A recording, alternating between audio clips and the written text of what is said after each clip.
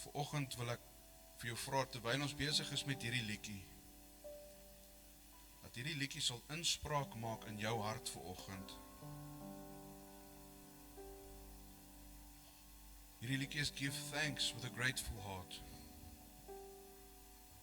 Give thanks to the Holy One.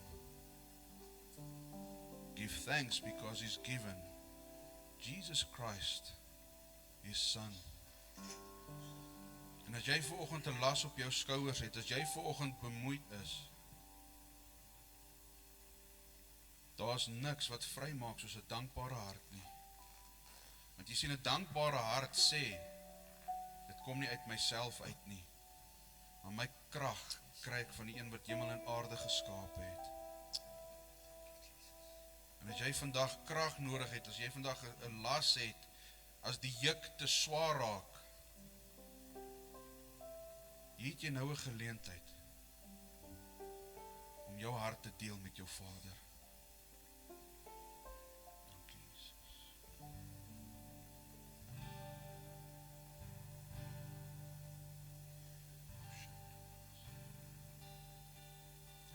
Give thanks with a grateful heart.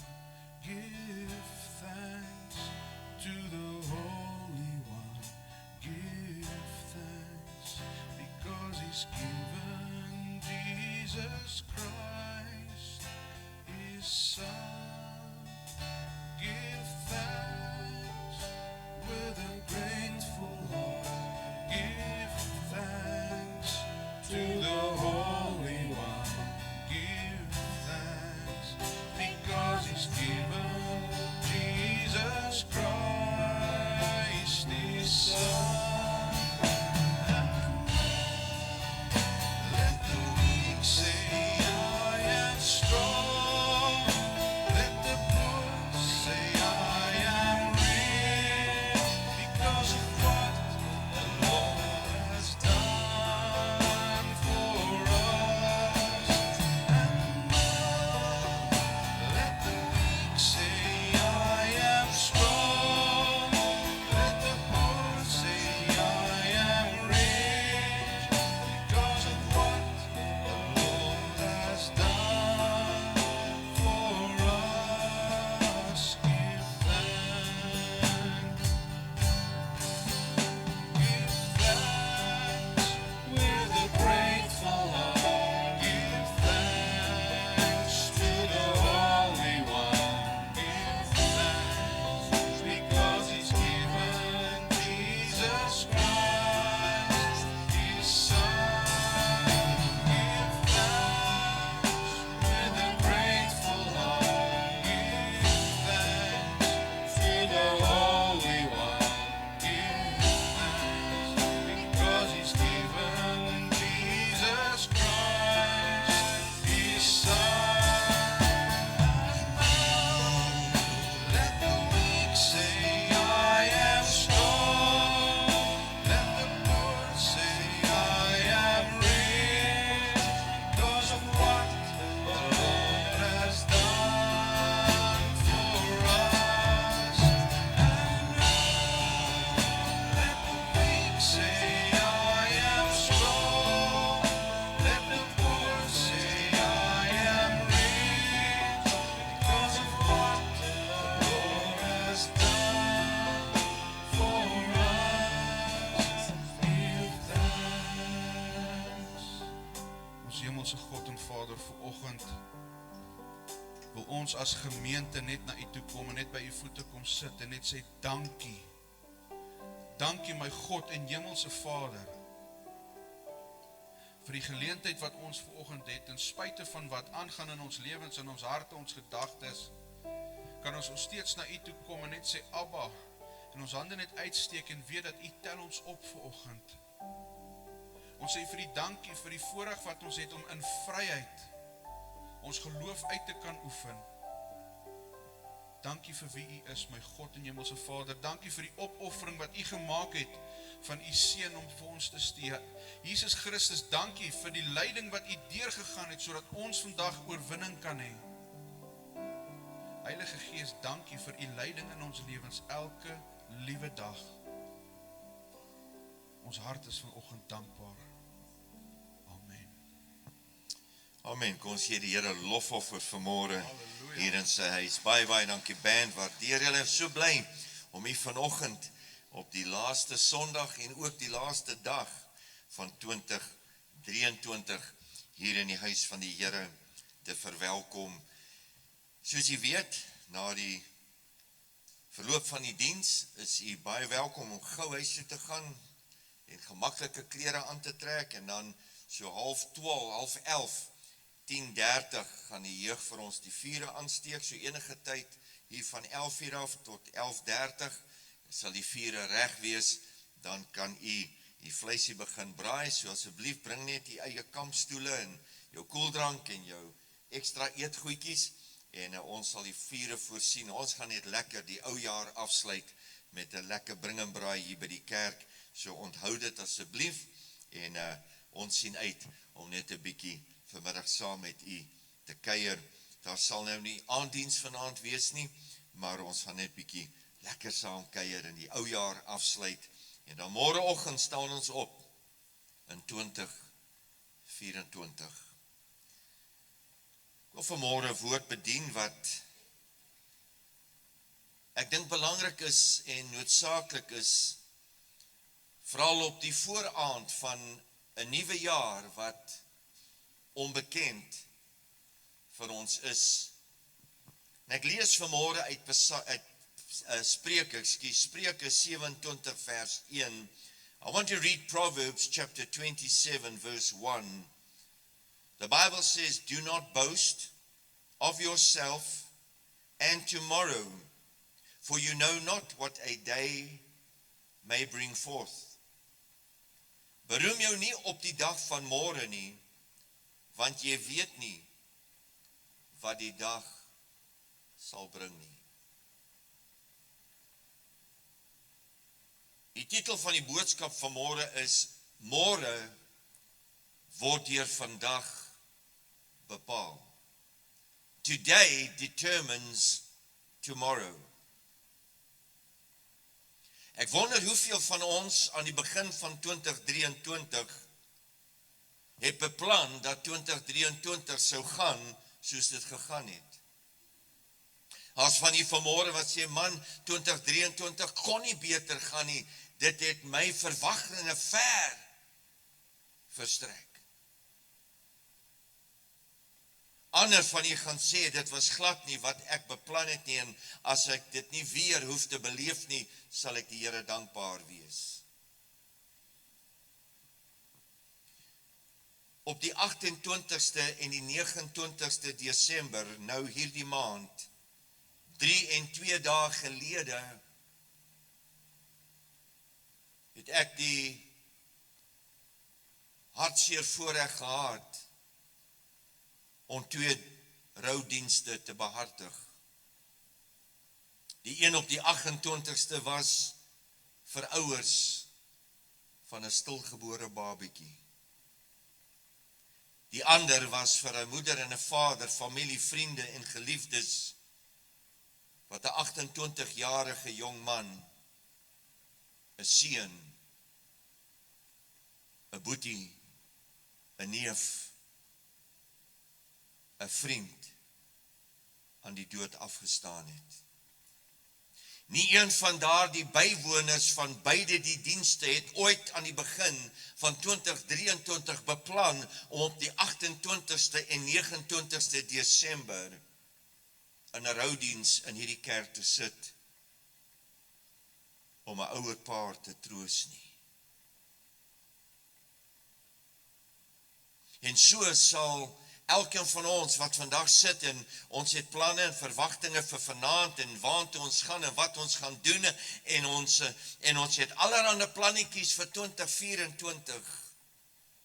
Yet during 2023, many of us encountered crisis, trauma, tragedy, and some form of disappointment, heartache, or loss.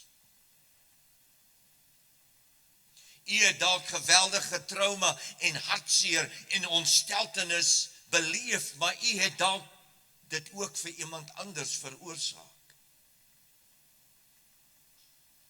Dit is eienaardig hoe ons altyd onsself sien as die slagoffer, maar min dat ons besef dat ons die rede is dat ander 'n slagoffer kan wees. Ek wonder net, wat doen ons wanneer ons dit besef? Is ons nederig genoeg om te sê ek het 'n fout gemaak? Ek wil dit regmaak. How do we prepare, or how do we overcome crises and challenges we do not plan for in 2024? En ek wil nou nie 'n doemprofeet vanmôre wees nie. My gebed vanoggend en my hartsbegeerte voor die Here is dat almal 'n besondere, geseënde, voorspoedige 2024 sal beleef. Maar ons is nie gewaarborg daarop nie.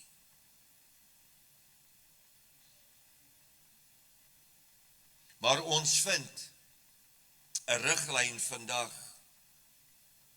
Ons kan vandag 'n les leer uit die woord van die Here. Ons kan op die vooraand van 2024 kan ons wysheid en insig uit 'n skrifgedeelte van die woord van die Here neem. We can find guidance in the popular and well-known account of such a crisis in the time of King Saul's reign over Israel. Daar was 'n tyd toe koning Saul nog geheers het oor Israel en dinge het goed gegaan. Aan die begin van daardie spesifieke jaar het die koning met sy raadgewers vergader en hulle het planne gemaak, planne van vooruitgang, planne van suksesse en voorsieninge en 'n geseënde jaar. Maar iewers in daardie jaar, ewe skielik, het tragedie en krisis die volk van Israel in 'n tyd gedompel, wat as iets nie gedoen gewees het nie, sou dit tragiese gevolge gehad het. En geliefdes, ek weet nie of u en ek vanoggend dan hier sou sit met hoop nie, want dit sou die geboorte van die Messias, Jesus Christus, beïnvloed het. Die verhaal speel af. Die volk van Israel het een van die sterkste leermagte in die wêreld van daardie tyd. Dit gaan goed met hulle en ewe skielik kom 'n vyand. Maar hierdie vyand op hierdie spesifieke tydstippe kom nie op die gewone manier nie. Kom nie en maak oorlog en sê ons gaan teen mekaar veg. Die bloedlustige, die bloedstortige oorlog wat gewoonlik is nie.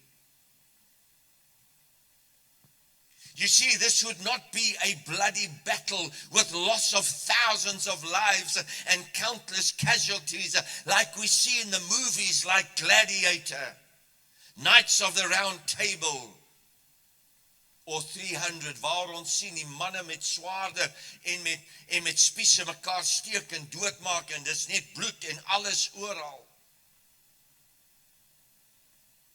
Hierdie sou 'n geveg wees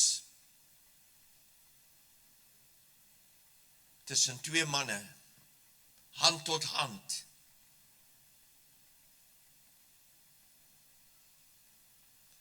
This should be one fight, hand to hand between two men, a champion from each camp. The winner would declare that the loser's army and nation would be slaves and serve the victor's nation. Ek wil jy moet vir 'n oomblik begin jouself instel en jy het seker teen hierdie tyd al besef, dit is die alom bekende verhaal van Dawid en Goliat. Hierdie is nie net 'n lekker verhaaltjie om die sonnaskoolkinders op 'n Sondagmôre besig te hou nie. Geliefdes, as Goliat die wenner uitgetree het nie net daardie verloorder of sy familie het die slawe van die Filistyne geword nie, maar die hele nasie van God. Die koning Saul het op homself geneem, een besluit wat die toekoms van sy land sou bepaal. En dit laat my dink vanmôre hoe ernstig ons vir ons regering moet bid, leiers in elke faset van die samelewing, dat dit manne en vroue is wat die aangesig van God soek en wysheid by God ontvang om die regte besluite te maak, want die besluite wat die leierskap maak, het 'n impak op die volgelinge. Of jy in jou leierskap glo of nie. Jy kan nie vanmôre kom en vir my sê, jy bid nie vir die regering nie, want jy stem nie vir hulle nie, jy gee nie vir hulle om nie, dan het jy die geleentheid, en volgende jaar kom 'n verkiesing weer. Jy spandeer ure om videoklips rond te stuur en te kla oor die huidige regering, in plaas om te sê, Here, gee ons wysheid en insig, laat ons as 'n volk wat die Here dien, dan gaan opstaan en sê, Here, gee vir ons leiers, wat die toekoms van ons land volgens U weë gaan bestuur. Maar jy sien, geliefdes, die leierskap van die land begin by die leierskap in die huisgesin.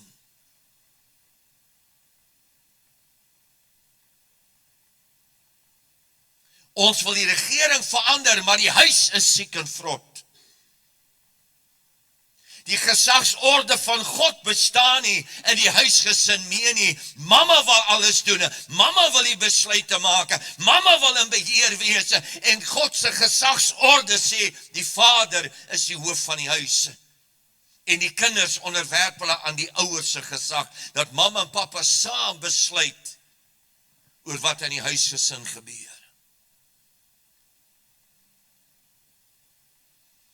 Ons hou nie van die leierskap in 'n kerk waar ons is nie, ons stem nie met hulle saam nie, dan loop ek weg met 'n paar mense.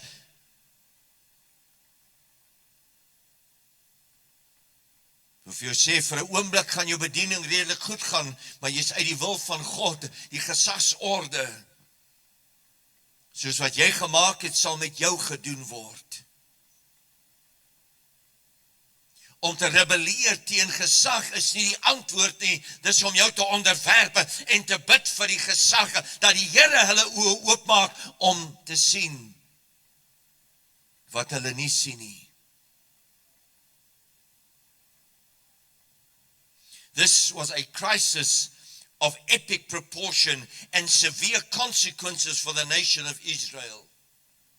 Maar nie die koning of sy raadsmanne of enige iemand het raad of 'n kampioen gehad om teen die kampioen van die Filistyne te veg nie. Die feit van die saak is, koning Saul en sy manskap het net tyd gekoop. Wat vir my eienaardig was, en ek het al hoeveel keer hierdie gedeelte gelees in die woord van die Here, wat vir my eienaardig was, is Saul, as 'n man van God. Saul het nog voordat hy koning geword het, toe hy sy pa se esels gaan soek het hy saam met die profete geprofeteer. Hierdie man wat geweet het hoe met God te kommunikeer, het nie eers God een oomblik geraadpleeg nie. Hy het nie 'n priester nader geroep en gesê, roep tot God, ons het hulp nodig nie. Geliefdes, ons kan nie bekostig of 2024 in te gaan op ons eie nie.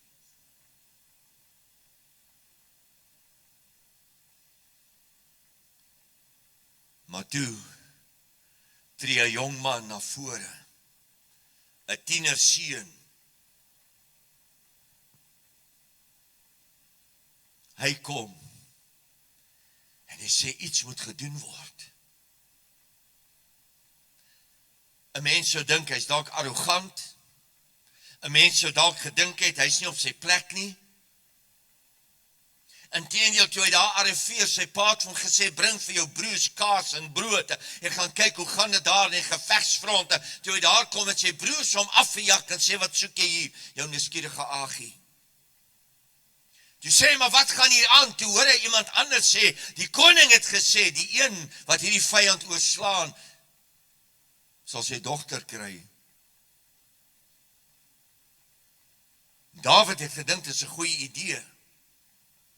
En dit is nie dat Dawid geweet het hoe sy lyk nie. Dawid het besef, hier is 'n geleentheid vir my om bevorder te word, om in die koninklike paleis in te skuif en daar deel van die koninklikes te word.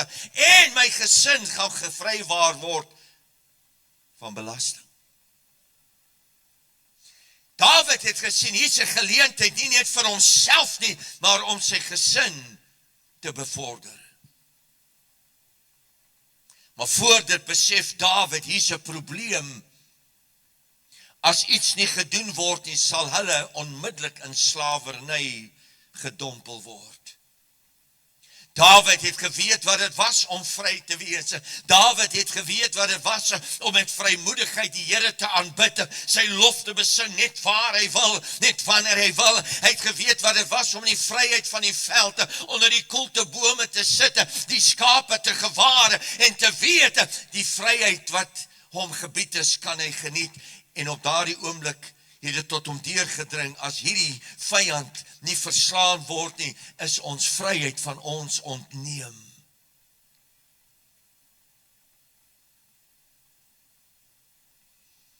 (1 Samuel 17 verse 42 to 47, eventually David steps up onto the scene and he steps up there so that Goliath can see him. Daar's baie keer krisis in jou lewe wat jy nie van in die agtergrond kan hanteer nie. Jy kan dit nie in die skaduwee doen nie. Jy moet in die kalklig instap en sê ek is hier om hierdie krisis te konfronteer.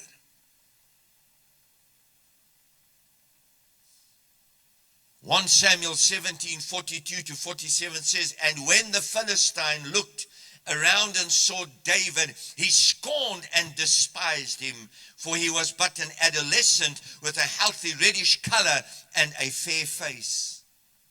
And the Philistine said to David, am I a dog that you should come to me with sticks? Hoekom sou hy dit sê? En die Bybel sê, en hy het Dawid vervloek by sy gode. Hy sê, van hoe kom jy na my toe met stokke as ek 'n hond? Jy sien, Dawid het die krisis aangespreek met dit waarmee hy bekend was. Die stok en die staf wat die herder gebruik het om die skape te beskerm. En in daardie oomblik kom Dawid en hy sê, hierdie skape van die Here, al is dit 'n leermag met 'n koning, hulle is so skape wat geen leier het nie, en ek sal kom met my stok en my staf, dit waaraan ek in gewoond is, en ek sal iets doen om hierdie sake, om hierdie skapies bymekaar te maak, en hulle weer hoop te gee.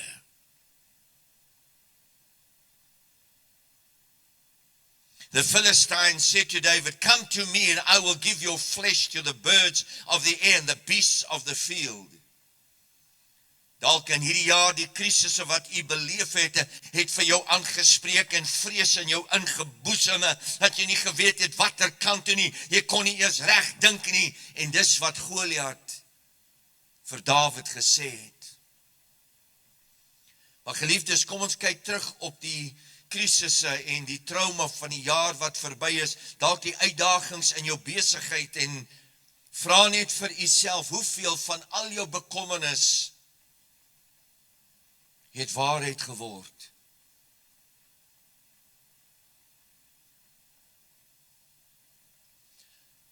I call it lip service. Jy sien, Goliat het intimiderende taktiek probeer gebruik. Hy het hom 'n klomp woorde toegesnou, hy het hom 'n klomp dreigemente toegesnou, en alhoewel as ons na die fisiese figuur van Goliat kyk, sou ons heel waarskynlik gesê het, hy kan die spreekwoordelike geld by sy woord kan hy plaas. Maar totdat iemand iets doen, moenie op hol raak oor wat hulle sê nie.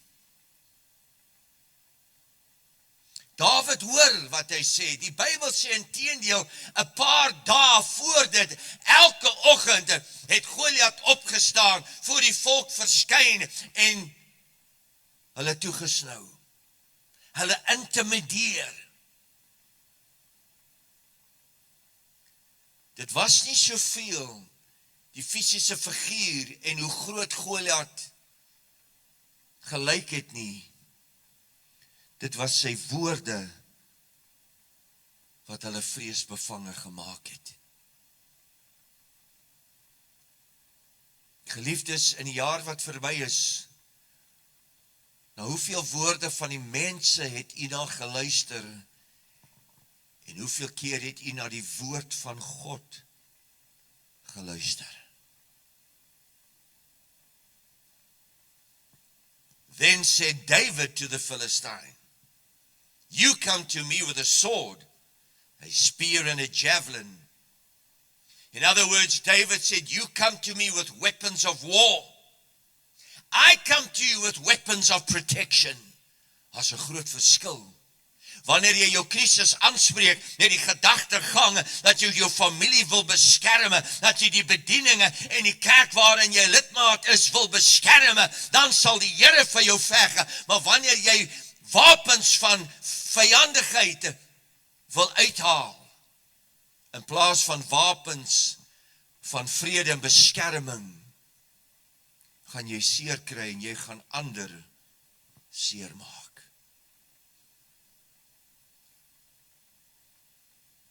Goliath, you come to me with weapons of war, but I come to you with weapons of protection.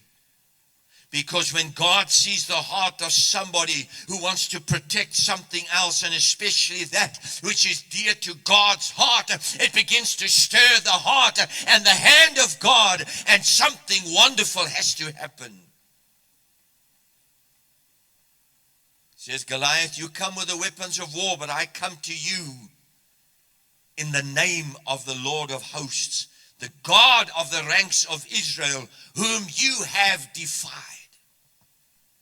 Jy sien, ons wil so maklik ons krisis verpersoonlike, ons wil dit persoonlik aanneem, in plaas om God te vra vir wysheid, om die groter prentjie te sien, en ek wil vir jou sê, meeste van die dinge wat in jou lewe gebeur, is 'n aanslag op jou vertrouensverhouding met God. Die vyand wil dit net breek. Die vyand wil hê jy moet fout vind en klomp ander goeders en die verkeerde besluit maak in jou lewe wat jou verhouding met God gaan kos. Plaas om te sê, Here, laat ek die groter prentjie sê, ja, ek is sleg gesê, ja, mense het my beskuldig, ja, mense het dit en dat gedoen en gesê, maar Here, laat ek nie na die stemme luister nie en die geraas om my, maar laat ek luister na die stem van die Here.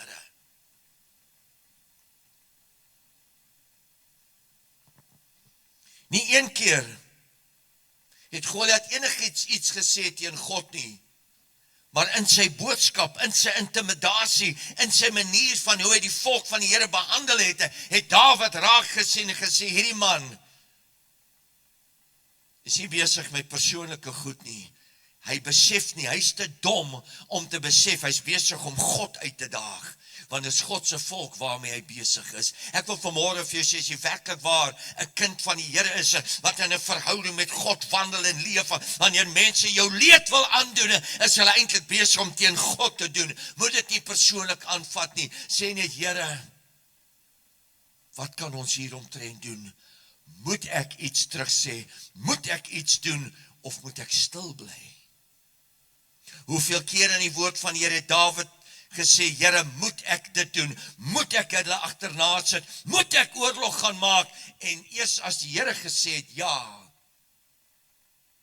het Dawid gedoen. This day, the Lord will deliver you, Goliath, into my hand, and I will smite you and cut off your head.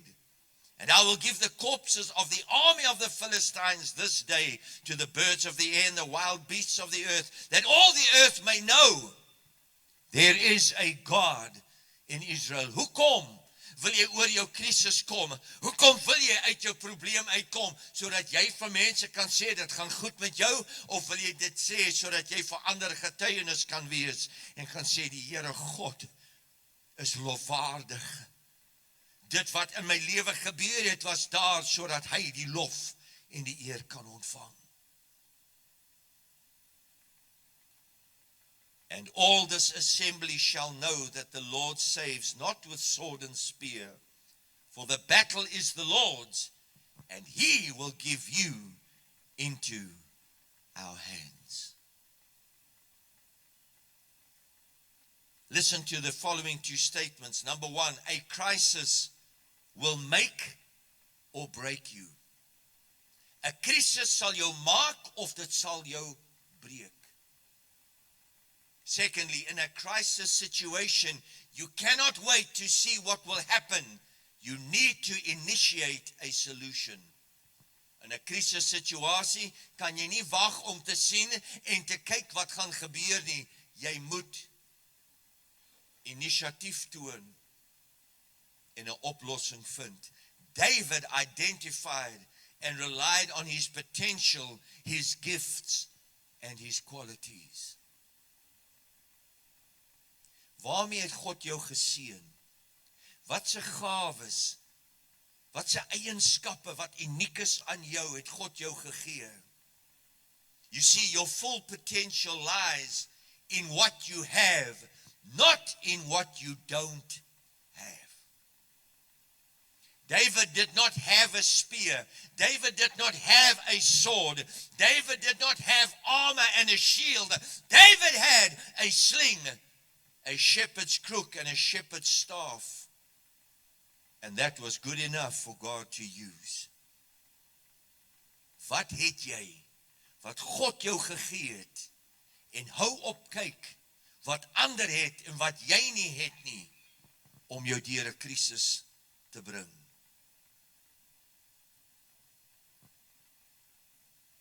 Ek wil vanmôre net vinnig vir jou 'n paar dinge noem, wat jou volle potensiaal kan belemmer en negatief kan beïnvloed, want dis jou potensiaal wat God in jou geplaas het, deur jou gawes, jou vermoë, jou talente, en selfs jou karakter, waarop jy kan staatmaak met die hulp van God, om jou in 2024 deur te dra. Ek wil vinnig 'n voorbeeld gebruik. Ek het dit telke maal in gemeentes gesien en in die bediening. Ek het dit selfs in die sekulêre wêreld gesien. Waar mense, waar leiers nie verhouding met hulle onderdane het nie. Die dag as hulle fout maak, word hulle gekruisig. Daar word geen genade getoon nie. Maar wanneer 'n leier verhouding met mense het, en mense weet hulle gee om, en hulle maak 'n verkeerde besluite, hulle maak 'n foute, en hulle kom na hulle leierskappe, hulle kom na hulle mense toe en sê, weet jy wat, ek moet vir julle sê, ek het 'n fout gemaak, ek het gedink dit is 'n goeie plan, of ek het gefouteer, en ek vra julle om my te vergewe. Dan vind jy baie keer, die mense is toegeeflik, en sal die leier nog 'n kans gee.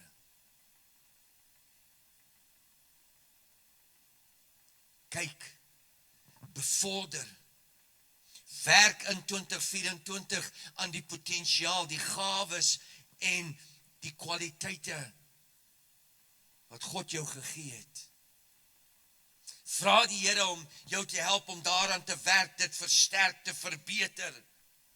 En selfs daar waar jy swak is en aandag aan moet gee, dat God jou sal help.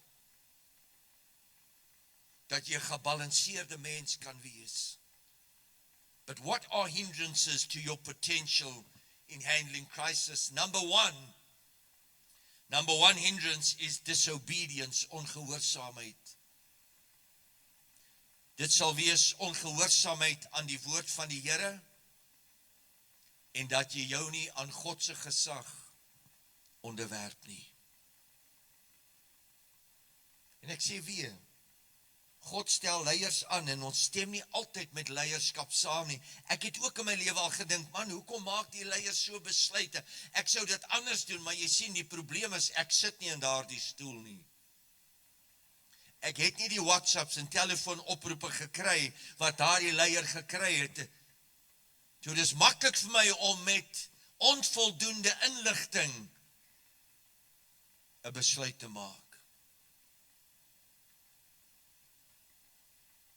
Dit is maklik met 'n bietjie noodhulp kennis en 'n bietjie wat ek in die boeke gelees het vir 'n dokter te sê, hy sit die pot mis, hy weet nie waarvan hy praat nie. Maar as ek 7 jaar gaan studeer het, en 'n bietjie meer van anatomie, en 'n bietjie meer van medikasie, en dinge verstaan, en 'n bietjie meer ervaring het, dan kan ek met die dokter sê, hoorie, kollega, ek dink nie dis 'n regte diagnose nie, het jy dit dalk oorweeg, of het jy dat oorweeg?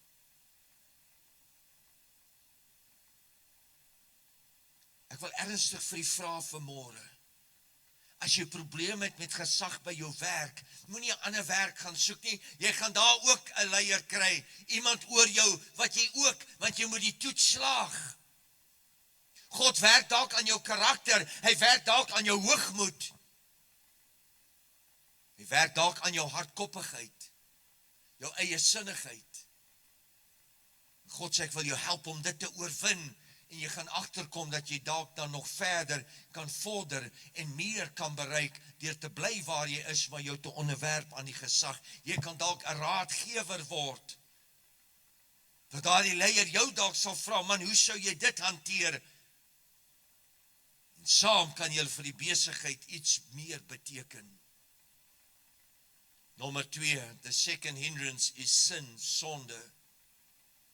Listen to this, at its root, sin is a declaration of independence from your source, God. You cannot discover and exercise your potential without the one who created you.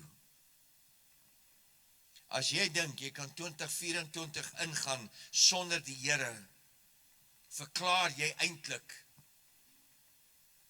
dat jy jou bron, God die Vader, nie nodig het nie.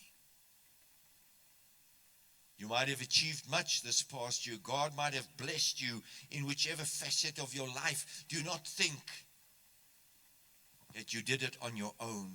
I admire, I respect how much experience you have and the ability to do and lead and do what you've accomplished.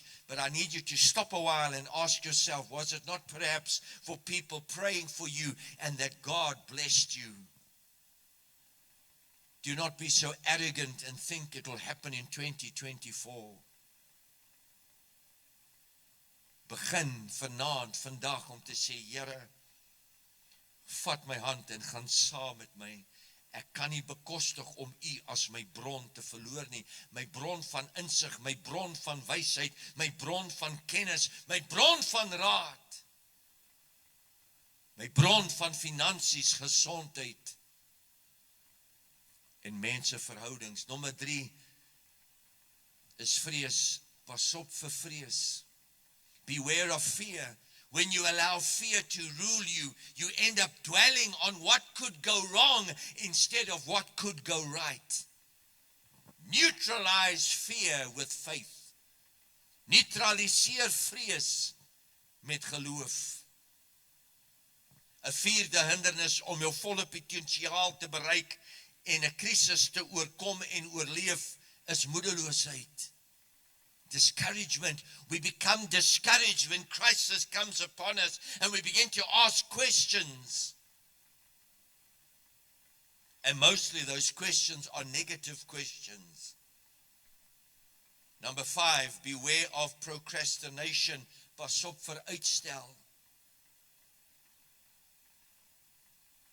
Dawid kom op die toneel. Hy kom agter, hierdie gaan al 'n paar dae aan, en as iets nie gebeur nie, gaan dit nog 'n paar dae aangaan, maar elke dag word dit erger, want die vrees vermenigvuldig in die harte van die manne.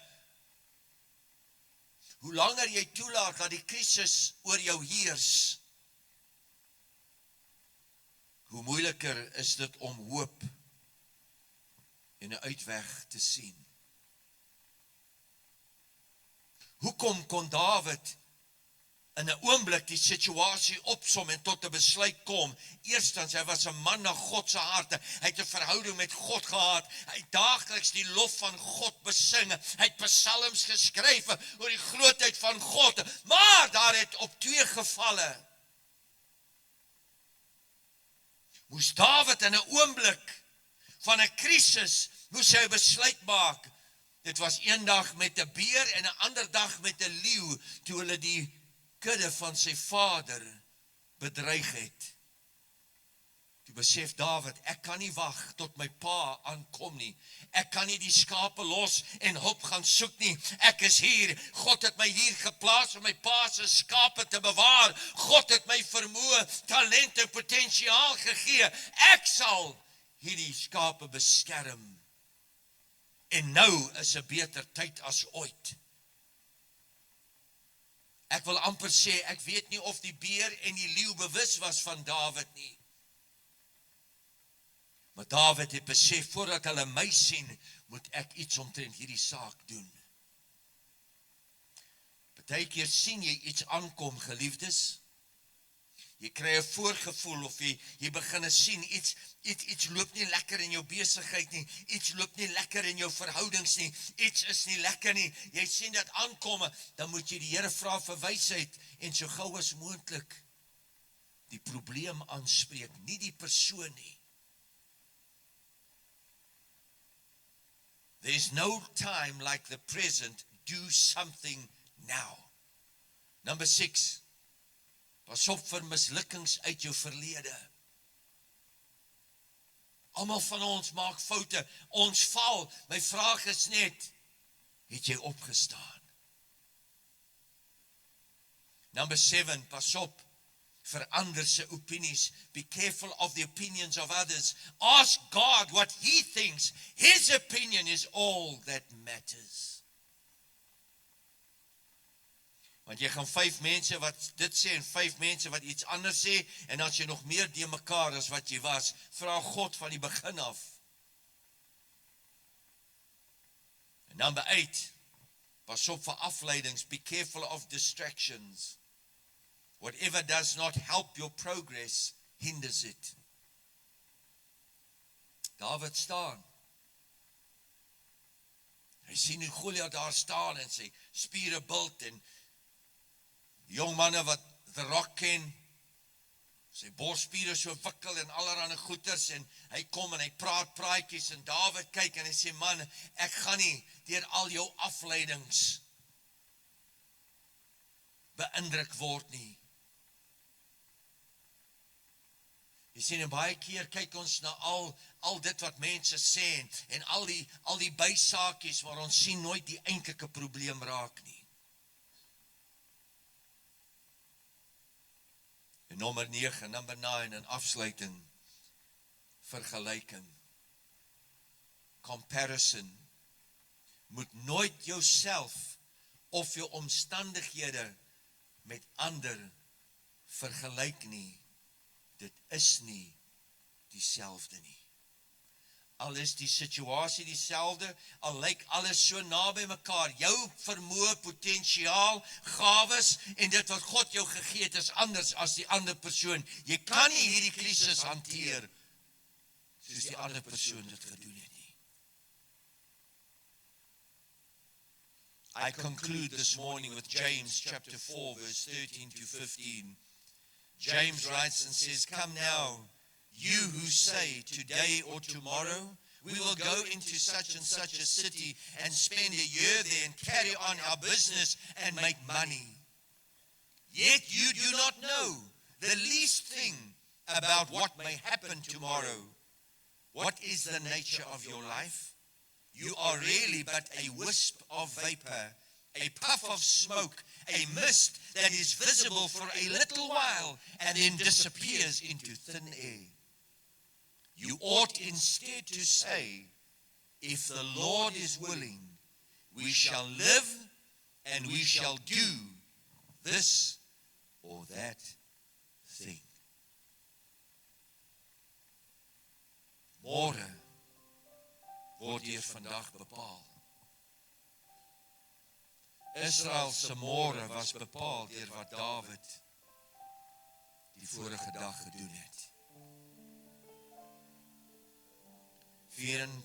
2024 word bepaal met wat jy vandag in jou hart gaan besluit, aangaande hierdie woord wat God vanmôre vir jou gegee het. Vra u 2 vrae vanmôre in afsluiting. Het jy al vir die Here geraadpleeg oor jou planne vir 2024? Ek wil vra dat die band asseblief vorentoe kom.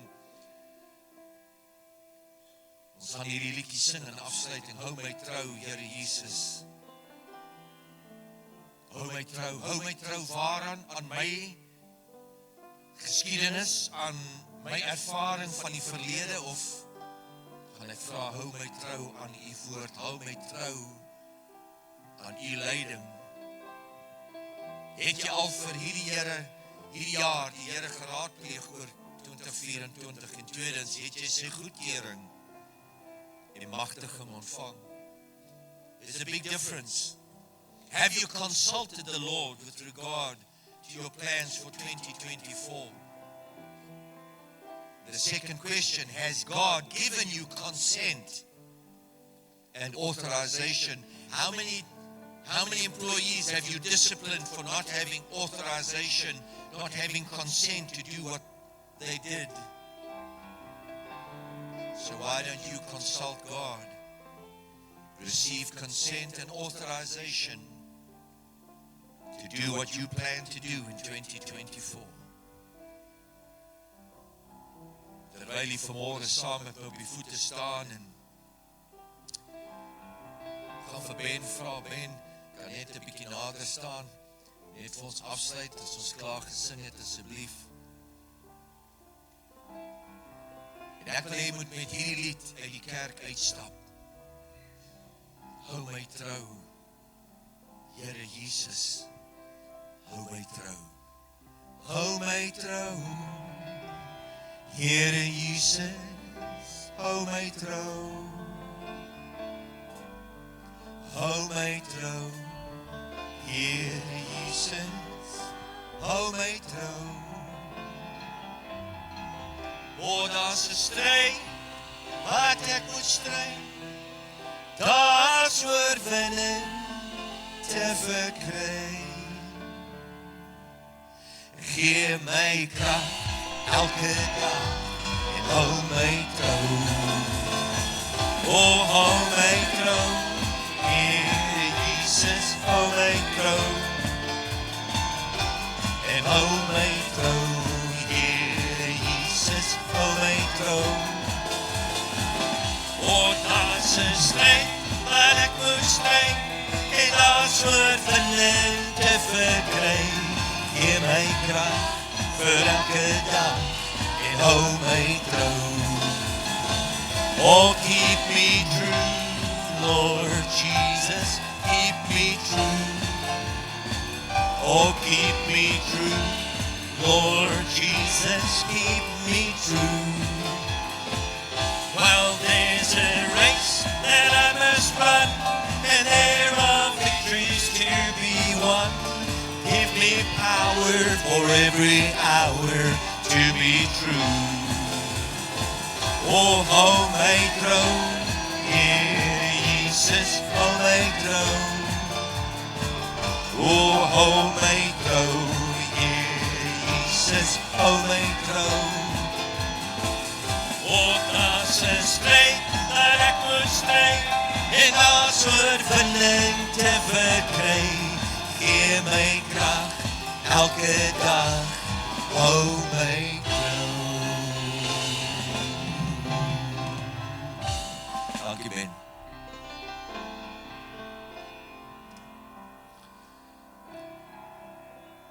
Here, wat 'n voorreg was dit gewees om 'n jaar deur te gaan by u voete. Here, ek sit so en luister na die woord vanoggend en ek besef hoeveel plekke in die woord wat u met ons praat, Here. Dawid sê vir ons in Psalm 119:109, Hy sê vir ons lewe lê in ons eie hande, en ek besef toe U vanoggend so praat, Here, wat ons vandag doen, bepaal môre. Here, waar U vir ons sê, U handel volgens ons wandel. Here, is my uitroepe vanoggend vir elkeen wat hier sit. Here, dat ons sal hoor om te hoor en sien om te sien. Here, wat 'n voorreg was dit gewees om te luister na die woord van U. Here, dat dit sal insink in ons binneste, dat dit sal lewend word in ons harte. Here, wat wil ons meer hê as wanneer U met ons spreek, Here, en U vir ons sê, wat is die veiligste vir die jaar wat voorlê? Here, dat ons van hierdie hardkoppigheid van ons ontslae sal raak. Here, dat U hierdie hart van klip uit ons sal verwyder en vir ons 'n hart van vlees sal gee. Here, ons is so bevoorreg om U te ken. Ons is so bevoorreg om U as ons God te hê. Here, vanoggend wil ons hierdie diens kom afsluit.